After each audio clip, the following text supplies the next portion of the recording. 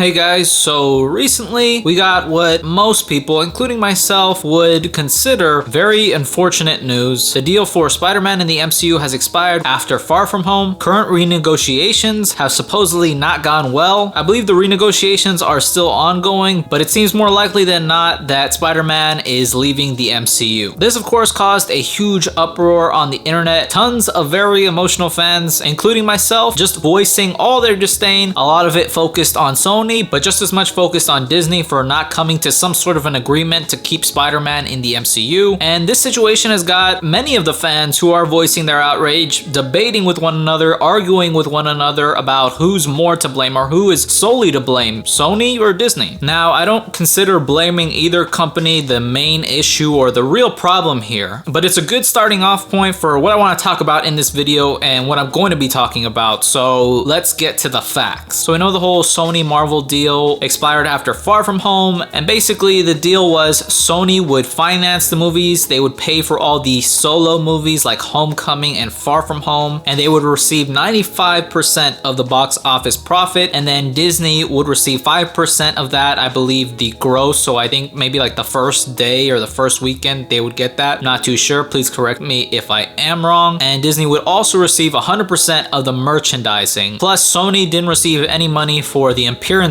of Spider-Man in the MCU like Civil War, Infinity War, and Endgame. Only for the solo movies. So that much we're pretty sure on. Now the things that aren't really that sure is the renegotiations, because I've been hearing multiple different things, contradicting things, like complete opposite things and deals from the reports that have been coming out within the last week. So here are some of them. First, I heard the renegotiations were from Disney to Sony asking for a 50-50 split, which initially I thought was pretty fair. I mean, considering what Disney has done for the character of Spider-Man, especially revitalizing it after the Amazing Spider-Man and all the damage that was done to it under Sony. But after I actually thought about it, especially thinking about it from a business perspective, going from 5 to 50% is just absolutely ridiculous. And then there was reports that that wasn't true at all, that Disney had asked for 30-70 in favor of Sony, and they would co-finance the movies as well. And then just recently I heard that the deal was actually 25-75 in favor of Sony, as well as co-financing the movies. And then I heard the complete opposite of that, which was Sony offered them 25% and Disney refused. And I think the blame goes to whichever instance is true. If Sony refused a 25% offer, I believe they're mostly to blame. Considering all Disney/Marvel has done for the character of Spider-Man, revitalizing it after the damage that was done to it under Sony, making the movies once again critically as well financially successful. And I believe the smaller amount of blame would go to Disney, because they should have known better that Spider-Man realistically is Sony's biggest cash cow. I mean, Sony doesn't have a lot of them, but Spider-Man is a given for making money for Sony. They should have known better to tread lightly with Sony and this insanely valuable property, especially now. Now, in the case that Disney really did refuse the offer of 25%, or realistically any offer, then most of the blame, if not all of it, goes to Disney for not accepting a very good deal and not going out of their way to keep arguably the most popular MCU character in the MCU. So with all these conflicting reports, I really just don't know what to believe, and I think realistically at the end of the day, there's blame to be had on both sides. But I think Spider-Man fans are not focusing on the real issue at hand here and the real problem of this whole situation. And I believe people should be more aware and directing more of this energy to the problem, which is Spider-Man is going to be handled by Sony. And I don't trust Sony with live action Spider-Man. I want him to be handled by people that care about him, which Marvel Studios clearly did. Sony doesn't care about the character of Spider-Man. All they care about is making money. Now, just to be clear, there is nothing wrong with a company or anybody that wants to make money. For example, look at the Fast and Furious franchise. Those movies aren't horrible, but they aren't amazing films by any stretch. But they make tons of money and lots of people care about them. And when another bad movie comes out, no one bats an eye the way Spider-Man fans do. And why is that? Because Spider-Man has been around for almost 60 years. Because Spider-Man is arguably the most iconic and beloved character of all time. He means so much to so many different people. So when the character of Spider-Man, or even his rogues gallery in live action, you know, the closest medium to real life, are misused, mistreated, or just outright used solely for the purpose of making money and not serving those characters, people are going to be mad. Now, I've made a little timeline of all the live action Spider-Man movies, and I purposely left out Into the Spider-Verse or even the Spectacular Spider-Man because I think that Sony, or at least these projects under Sony, are amazing. They're probably the best pieces of Spider-Man content ever, or at least in the top 3. The Spectacular Spider-Man was amazing, and Into the Spider-Verse was amazing, but I do believe that there is a huge distinction from what works in animation to what works in live action, and the extent of Sony's interference in both of these amazing projects. It's not to strengthen my point at all. But first, I think we can all agree as Spider-Man fans that we want what's best for Spider-Man. We want good Spider-Man movies, we want a good Spider-Man and Peter Parker being depicted on screen, as well as good villains, and we don't want bad Spider-Man movies, or in other words, cash grabs, which Sony has a huge track record of doing. Now, in the Spider-Man timeline, I'm showing the box office numbers and the rating from Rotten Tomatoes. There's other mediums. I don't think Rotten Tomatoes is the end-all be-all to tell you if a movie is good or not, or whether or not you're gonna enjoy it, but it's pretty good at gauging if a movie is good or not. So in 2002, Spider-Man 1 comes out, makes $821.7 million at box office with a 90% on Rotten Tomatoes. It was great not only financially, but critically. And I'm sure at this point, Sony wasn't sweating absolutely anything, and probably very glad they bought the movie rights for Spider-Man. Next, in 2004, Spider-Man 2 comes out and makes $783.8 million at box office and gets a 93% on Rotten Tomatoes. One of the best superhero movies of all time. A sequel that is actually better than the original movie, which is extremely rare, but that's just it. That's where the whole issue started. The movie made nearly $40 million less than the original, which I'm sure that money tunnel vision that Sony has started hurting, so they went to the lengths of forcing Venom into the 3rd installment in the franchise against director Sam Raimi's wishes, and it showed. Spider-Man 3 came out in 2007 and made $890.9 million at box office, which I'm sure made Sony happy as hell, but it also got a 63% on Rotten Tomatoes. The movie was bad. I remember watching the Raimi movies as a kid and loving the first 2. I remember at the end of each of those first 2 movies feeling so satisfied with what I had just watched. I remember being so excited for Spider-Man 3 because of how cool it was that we were going to get to see Venom in the movie, and the past 2 movies were awesome, so why wouldn't this movie be awesome? But that wasn't the case. And I remember after seeing Spider-Man 3 just feeling weird, just not the way I felt at the end of the other 2 movies. I felt very dissatisfied. It wasn't the same satisfaction that I was used to from the other 2 movies. What Sony did with Spider-Man 3 and forcing Venom into something was just kind of a glimpse of the future. But I give a lot of credit to Sam Raimi. I think if it wasn't for Sony's interference with Spider-Man 3, he would have made an amazing movie that was critically amazing. I don't know if it would have been financially successful or more successful than Spider-Man 2, but I think it would have been a great cap to a trilogy, and he probably could have continued going on and on from there. Now, Spider-Man 4 was actually planned for release in 2011, but was obviously canceled. I believe Sony was handing Sam Raimi a bunch of scripts that were really bad, and he needed some time to actually make them good, but Sony wasn't gonna give him that, and so he just said, you know what, I don't want to waste your time, and he dipped, which I really respect Sam Raimi for doing. I think he did the best that he possibly could with Spider-Man 3, and I really respect Sam Raimi's decision to not go through with Spider-Man 4 because he knew he wouldn't be giving the fans what they want. It would be just an easy paycheck for him, and he's a real one for not just going and getting an easy paycheck. And I believe the decision was made in 2010 that they would not make a Spider-Man 4 but reboot the franchise. And in 2012 we finally get the reboot. The Amazing Spider-Man comes out and makes $757.9 million and gets a 72% on Rotten Tomatoes, which isn't horrible and is better than their last attempt with Spider-Man 3 critically, but it was still pretty bad, and it wasn't what we were used to getting with the Raimi series, at least the first 2 movies, and it wasn't what we know we could have gotten if it wasn't for Sony and their interference. And obviously there was a group of people that wanted Spider-Man 4 and they missed Tobey Maguire as Spider-Man. And then also in that same year of 2012, the Avengers came out, and I'm sure the idea of everybody's favorite superheroes meeting on screen was just extremely tantalizing, and by this time everybody wanted Spider-Man to be in the Avengers, but that didn't seem to be happening, so that also could have affected the interest in this franchise. Just people who wanted a continuation of the Raimi series, or people that just outright wanted Spider-Man in the MCU already. As well, the movie had a lot of problems of itself. I personally hated Andrew Garfield's Peter Parker, and I thought his Spider-Man was way too cocky. I think he could have done an amazing job if it wasn't for Sony's interference. Then in 2014 we get The Amazing Spider-Man 2, and that comes out and makes $709 million and gets a 52% on Rotten Tomatoes. The worst financially and critically of live action Spider-Man movies that have ever come out. I'm sure at this point, the people at Sony Pictures were scratching their heads and thinking like, what? We have 3 villains for this movie. We're setting up the Sinister Six. We have Electro.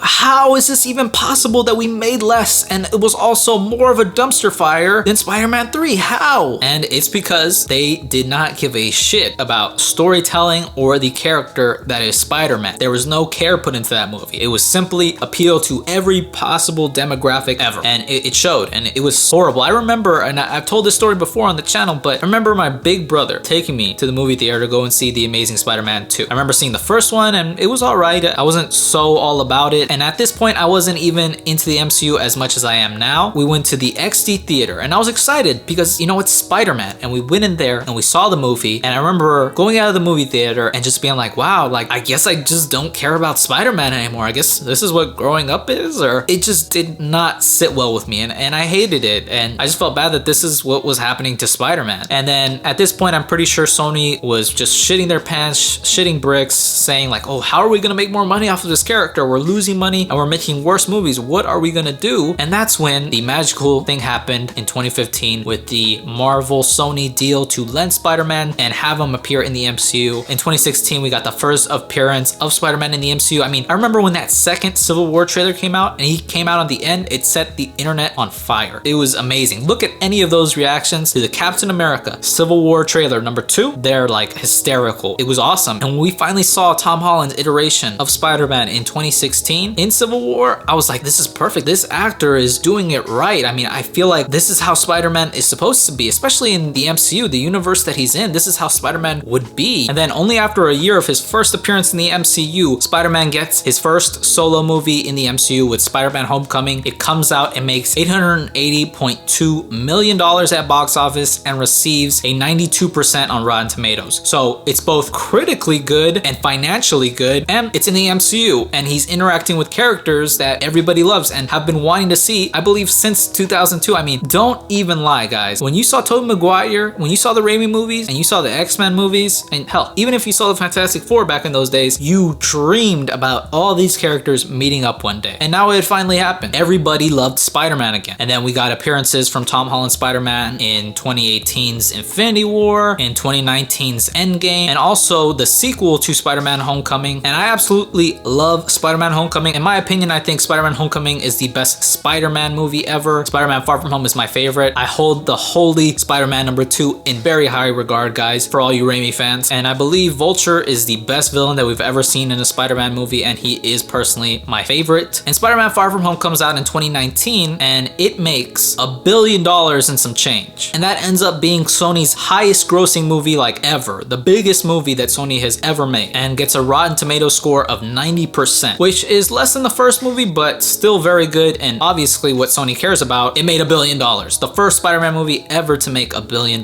Spider-Man in the MCU not only was financially successful and the most financially successful of all the Spider-Man movies ever, it was also critically loved. Now, let's look back to 2018's Venom. Now, when I first heard that Sony was going to be making a Venom movie, I voiced my outrage. I went on to Sony Pictures, I went on to Sony, and I said, please do not make the Venom movie. This is stupid. Please, like, you're wasting a villain that the MCU could use and just do way better. And, you know, it happened. It was also rumored to be R-rated, which I thought, you know what, maybe this will be good. This will be R-rated. It'll be something different. As much as I love the MCU, I can understand the problems that people have with it, and I can understand that, yeah, sometimes it does get a little formulaic. It feels very repetitive in the structure and style, but I do like that structure and style. So I went into Venom with an open mind, and especially since Tom Hardy was signed on to the movie, I was like, okay, Tom Hardy does amazing movies. I love Tom Hardy. Let's go and see this movie. Let's see how this works. Venom comes out to a whopping $856.1 million at box office, which is insane. But it also gets a 29% on Rotten Tomatoes. To be fair, it has a pretty high audience score, but I'm gonna go into that right now. But basically, that is the worst that any Spider-Man franchise has ever done in live action. And I can tell you firsthand, Venom is a bad movie. If you enjoyed Venom, that's amazing for you. I'm glad that you enjoyed it. There's nothing wrong with enjoying bad movies. I personally really enjoy Iron Man 2. I don't know what it is about him creating the new element that I just really liked about that movie, but it's a bad movie and I love that movie. So I can understand why you would be able to enjoy something like that. But to say it's a good movie, it's just simply not a good movie. Which brings me to my next point. Although Venom was successful financially, it was a bad movie. There were so many problems with Venom, not including the fact that it was supposed to be rated R and was obviously cut so much just to be PG-13, to which I absolutely believe that Sony did this to sell more tickets, to make more money, and I would be very curious to see how it would have done both critically and financially if it were rated R, which I think would have helped, but not by much. It had funny looking CGI. Some of the music choices were pretty bad. Michelle Williams absolutely just phones it in. The first half is so choppy and messy. Tom Hardy and Michelle Williams have like zero chemistry. That's just a short list. The villain was absolutely terrible. I tried watching it a little bit earlier today before I recorded this video, but I really just couldn't get through it. I remember the villain, Riz Ahmed's character, and the symbiote Riot, they had plans to take Venom on the rocket ship back to the planet of the symbiotes to like recruit everybody, and at the end they have that fight and the dude just takes off by himself. Like, I thought he really needed Venom. I mean, he crossed continents and he went through all the trouble just to get to Venom, and then he leaves without him. So I thought that was absolute dog shit, and the movie was dog shit. The simple matter of fact is Venom wasn't funny enough to go and watch it to have a laugh. The CGI wasn't good enough for anybody to go to see a spectacle, kind of like Aquaman or something along those lines, and it wasn't action-packed enough to go and see it for the action. So then you ask why it did so well financially. How is it even possible that it made so much money? And I'll tell you exactly why. Venom as a character is popular as hell. You see dudes with Venom symbiote shirts walking around in the gym everywhere. Venom is so damn popular. He's probably one of the most popular and iconic Spider-Man villains ever. I mean, do you see dudes with compression shirts of the Green Goblin or of Kraven the Hunter or of Dr. Octopus? No, you see them with Venom. Another reason Tom Hardy is an amazing actor. I remember personally, I was like, Tom Hardy signed on to this movie. Maybe it's not that bad at all. And I really like Tom Hardy and I think he's an amazing actor, so why don't I go see this movie? And then there are the people that are really into these movies like me that want to see how well it does, if it does good or bad, how they possibly were gonna make a movie just about Venom work just with Venom, because Spider-Man in that year had just died. Spider-Man is with the MCU at the time. How are they gonna possibly even make this work? I mean, in the comics from Battleworld and the whole symbiote storyline, when Eddie Brock gets the symbiote, it had already been on Spider-Man. That's why he has the cool white patches and the white spider symbol, and he has those powers. And in this movie, he just has weird glob powers, and it just looks kind of gross, to be honest. And that's precisely why Venom was successful financially, or at least the reasons that I can think of off the top of my head. And regardless of all that, because Venom did well financially, it's getting a Venom 2 with Carnage, another hugely popular Spider-Man character. They make a dumpster fire, clearly proves that they do not care about these characters. Sony's only care is about making money and not doing justice or serving these characters. And they know for a fact that if there's a movie with Venom in it, people are gonna come. And then they add Carnage to it, which is another insanely popular character. They know even more people will come and more of their money will be in it. And I guarantee if Sony and Disney do not come to an agreement, you can bet your ass, for the most part, Tom Holland is gonna be in Venom 2. I just don't see a world where Sony says, hey, we can use his character now again? Why don't we put him in this movie? We'll make even more money with a movie with Venom, Carnage, and Spider-Man. And if my timeline didn't convince you of the fact that Sony's only purpose in life is to make money at all costs, then you should take a look at who the president or the CEO of Sony is right now and the amazing history in the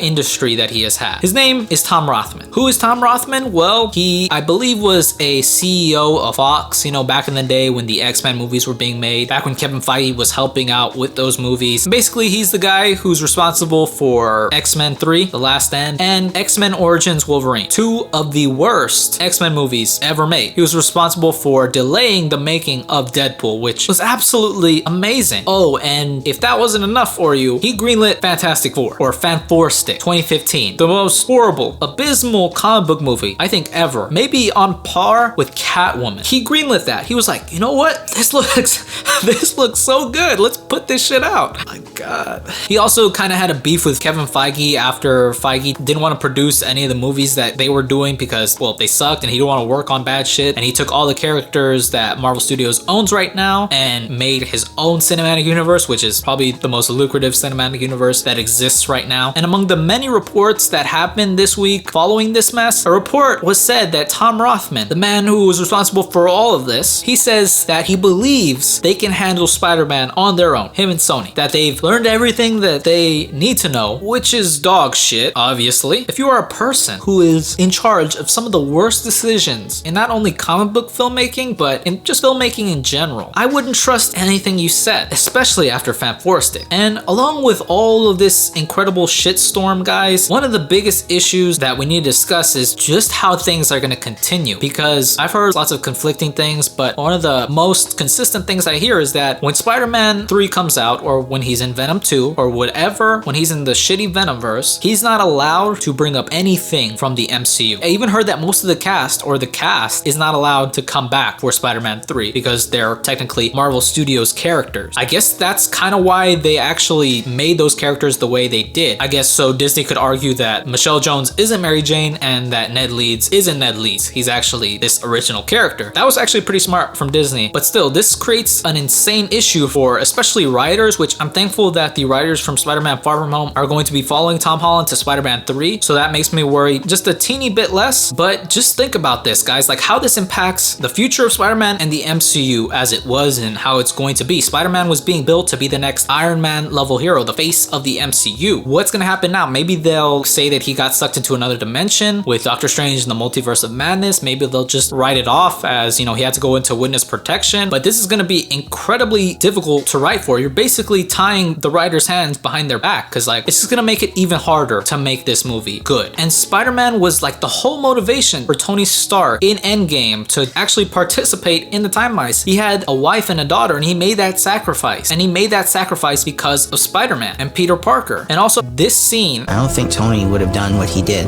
if he didn't know that you were going to be here after he was gone. Shits on this scene in Spider-Man Far From Home. So it already just creates more problems for this new iteration, soft reboot, or whatever they're planning to do with Spider-Man in the Sony Venomverse. And that's just without Sony's interference. I don't even know what they're gonna do with third movie. They could just throw the Sinister Six without any explanation in the third movie. And besides all of this, it's just, I hear so many people, they're excited to see Spider-Man versus Venom and Carnage. That's awesome. And at face value, it sounds awesome, but if it's made by the same people who have the worst track record with Spider-Man, are we walking headfirst into a wall here? Like, are you gonna be surprised when the movie comes out and it's horrible, when it just disappoints on all levels? Because that's what I honestly believe is gonna happen. And that's my biggest problem, okay? I don't hate Sony as a movie studio, Sony Pictures. I hate a lot of the decisions that they're making. When Venom was coming out, I didn't want them to make it, but I was hoping that the movie did good so that maybe, you know, something would happen. And even if Spider-Man had to go back, like the situation looks like it's gonna be right now, it would be fine. But it wasn't. And that's just the thing. I want whatever's gonna happen to Spider-Man in the future to be good. I want him to have a good third movie, even if it's not in the MCU. I'm not completely married to the MCU, guys. I'm fine with Spider-Man not being in the MCU. He's already been in the MCU. Obviously, I want him to stay there because I think he does amazing in the MCU, and it's awesome that the MCU exists and these characters can interact with each other. But my concern is that he's going with people that have proven time and time again that all they care about is money and not the character or the stories that they're putting him in. They just put characters that we love on a poster and we come, and it sucks because I think if Venom 2 comes out and Spider-Man is a part of it, a part of me thinks that's super cool, a very small part, and then a part of me is like, how are they even going to make this work? I hope this isn't that bad. I'm going into the movie theater to see how it's gonna be, how they're gonna handle this, and it sucks because I really don't want to go if the movie happens, because I just don't want Spider-Man to be a part of the Venomverse or in those Venom movies. If he was just to get the sequel of Spider-Man 3, I'm totally going for that. I would love that. If they would just do away with Venom, I would love that and just rebuild. But I don't want to see another Spider-Man 3 just in the future, especially with the Spider-Man that I absolutely love and is my favorite Spider-Man. So that's what everybody should realistically be talking about, not who's to blame. It's about the character. That's where my main concern comes from. And honestly, guys, I'm hoping that Sony does a good job. I hope they handle Spider-Man with care. I hope the writers from Far From Home are accommodated very well. I hope they're getting paid a shitload because they deserve it if they pull something great off, or even for just attempting. I'm hoping the movie is good. I'm wishing luck to Sony and whoever is making that movie. Hopefully John Watts stays as director. I know that there's been talks that they didn't want him for the sequel, so I hope that's not true. I can see if Spider-Man is in Venom 2, what they'd probably do is have the symbiote go onto Peter Parker and then have it go back onto Eddie Brock, and then Eddie Brock has spider powers now and he actually looks cool with the symbol, and they both defeat Carnage, and then he goes off in his third installment and he gets the symbiote suit, and maybe Kraven is the third movie villain, which would be awesome because it would be a new villain. It wouldn't be a repeat of anything that happened before, because I don't want Venom in another Spider-Man 3. And I think it could turn out to be something that isn't horrible, or at least that does well financially and critically, because that's gonna print like crazy money. Having Venom, Spider-Man and Carnage, and having symbiote Spider-Man and Kraven, having a Last Hunt movie with MCU Spider-Man, not technically anymore, but with Tom Holland's version, I think will be insane. I don't know what's gonna happen in the future. Maybe Apple will buy Sony, and or maybe after a couple solo movies, Spider-Man will come back to the MCU, maybe just for an appearance. But yeah, the main problem is Spider-Man and how he'll be handled at Sony. But yeah, guys, I'm just gonna keep it hopeful. I'm gonna stop participating on Instagram debates about who's to blame. I would recommend you guys not doing that as well. Let me know what you thought of the video. If there was any points that you disagree with, leave your opinions in the comment section. If you agree with anything, let me know what you agreed with, and let me know what you thought of the video. I spent a lot of time making this video and thinking about it. All the news that's been coming out so rapidly, it made it a little difficult to make this video, but I'm glad I finally put it out. Of course, if I missed anything or if I got anything wrong, please let me know. If you liked the video, leave me a thumbs up, comment down below, and if you want, subscribe. I always appreciate it. Thank you guys so much for watching, and I'll see you in the next one.